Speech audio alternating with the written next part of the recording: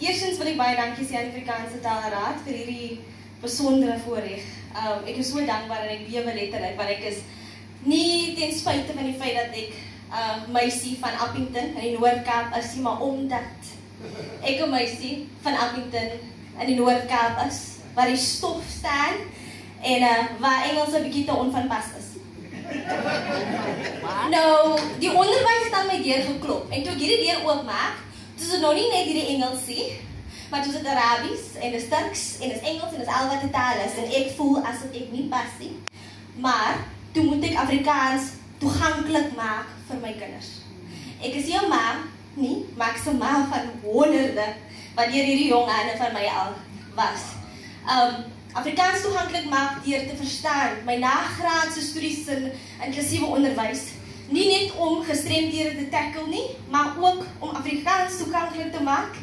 Die passie in my stem kan julle seker hoor. Ek begin heel sommer want die Here het hierdie roeping op my hart gesit. En wanneer ek praat van Afrikaans in die onderwys, sorry, dan dit roer my. Dit roer my want ek is 'n dogter van 'n huishulp en 'n pa wat 'n priester was. Wat nou nie meer met ons is, maar wat die waardes in my geplant het, wat die passie in my geplant het, en ek staan vandag, en ek weet ek is seker nou oor my tyd, ek is so jammer, maar ek wil net laastens sê, die inklusiewe onderwys is om te verstaan dat hierdie leerders leer nie net op een manier nie, dat daar soveel leerders is wat ons miskyk, soveel wat soveel potentiaal het, maar omdat hulle nie die banking method gebruik om te leer, neerskryf, leer, en memoriseer en weer neerskryf. Hulle wil leidende vorm. Hulle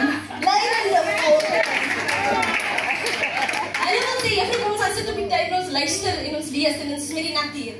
Ek verbind in my klas. Ek bou hierdie brug tussen identiteit, tussen kind en tussen die taal. Oranje rivier Afrikaans, Oosgrens Afrikaans, Kaaps Afrikaans, Standaard Afrikaans, maar ook huistaal Engels, huistaal Arabies, huistaal Zulu en hier is Afrikaans. En ek gee myself oor in my klaskamer en ons geniet dit en ons sien die resultate. So ek wil dankie sê dat julle my raak gesien het, want dit beteken vir my soveel. Omdat hierdie beroep is my alles. Baie dankie.